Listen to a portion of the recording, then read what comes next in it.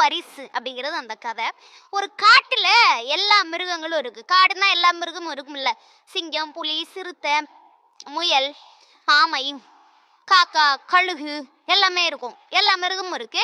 சிங்கம் ஒரு நாள் எல்லாரையும் கூப்பிட்டு ஒரு மீட்டிங் போடுது. அதான ராஜா காட்டுக்கு. அது ஒரு 4 சோளக்கதிர், மக்கா சோளக்கதிரை கையில வச்சுக்கிட்டு, பக்கத்து காட்டுல இருக்கிற ராஜா இதை எனக்கு கொடுத்தாரு. இது ரொம்ப வித்தியாசமான உணவா, ரொம்ப நல்லா இருக்குமா. இதை 4 பேர் யாராவது ஆளுக்கு ஒண்ணு வாங்கிக்கோங்க. இதை இன்னும் சுவையா யாரு சமைச்சு புதுக்குறீங்களோ அவங்களுக்கு பரிசு அப்படின்ன உடனே கரடி அது ஒண்ணு வாங்கிக்குது, நரி ஒண்ணு வாங்கிக்குது, மான், குரங்கு 4 பேரும் ஆளுக்கு ஒரு மக்காச்சோள கதிரை வாங்கிட்டு போயிடுறாங்க. ஒரு 5-6 நாள் கழிச்சு கரடி வருது. அது அந்த மக்காச்சோளத்தை நல்லா இடிச்சு தேனெல்லாம் கலந்து அப்படி ஸ்வீட்டா கொண்டு வந்து அரசர்கிட்ட கொடுக்குது. அவங்க சாப்பிட்டு பார்த்து நல்லா இருக்கு, எல்லாருக்கும் கொடுங்க அப்படின்னா எல்லாருக்கும் கொஞ்சம் கொஞ்சம் கொடுக்குது. எல்லாரும் நீங்க சொல்லுங்க இதுக்கு பதில், இல்ல மத்தவங்களும் வந்ததுக்கு அப்புறம் நம்ம முடிவு எடுத்துக்குவோம் அப்படின்னோடனே சரி அடுத்தவங்களும் வரட்டும். அடுத்த ஒரு 5-6 நாள் கழிச்சு நரி வேடிக்கை. நரி என்ன பண்ணுது, பெப்பர்லாம் போட்டு உப்புலாம் போட்டு அதை நல்லா புளிப்பு சுவையை ஆக்கி நல்லா ஊற வச்சு அந்த மக்காச்சோளத்தை கொண்டு வந்து கொடுத்து எல்லாருக்கும் ஷேர் பண்ணுது. எல்லாம் சாப்பிட்டு பார்த்துட்டு இதுவும் ஒரு வித்தியாசமான டேஸ்டாக தான் இருக்கு, மற்ற 2 பேரும் வந்துக்கிறட்டுமே அப்புறம் நம்ம முடிவு எடுப்போம். அதுக்கடுத்து ஒரு 4-5 நாள் கழிச்சு குரங்கு வருது.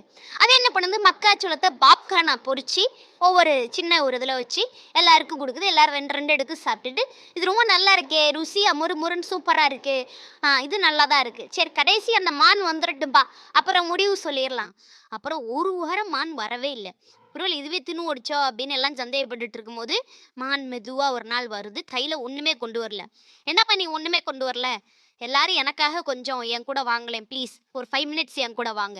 உடனே எல்லாரும் அந்த மான் பின்னாடி போறாங்க. ஒரு பெரிய இடத்த அது காமிக்குது. அது அந்த மக்காச்சோளத்தின் விதைகளை எடுத்து எல்லா இடத்துலையும் நட்டு வச்சிருக்குது.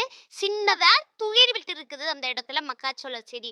இப்ப அந்த மான் சொன்னது, நீங்க கொடுத்தது ஒரே ஒரு சோளக்கதிர், இதை நான் சுவைப்பட ஏதாவது செஞ்சிருந்தேன்னா அது உடனே தீர்ந்து போயிடும்.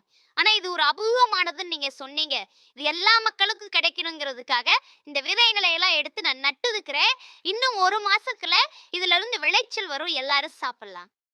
இப்ப சுத்தி இருந்த மற்ற மிருகங்கள் சொன்னாங்க, மற்ற மிருகங்களும் சுவைப்பட அந்த உணவை கொண்டு வந்தார்கள். ஆனால் அது எல்லாருடைய பசிக்கும் காங்கல, ருசிக்கு தான் காங்குச்சு. ருசியை விட எதிர்காலத்தின் பசிதான் முக்கியம் என்று மான் நினைத்ததால் பரிசு மானுக்கு தான் தர வேண்டும் என்று சொன்னேன்.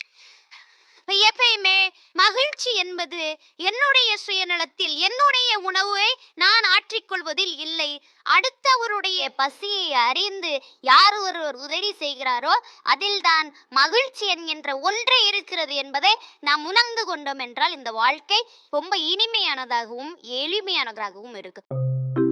மின்மினி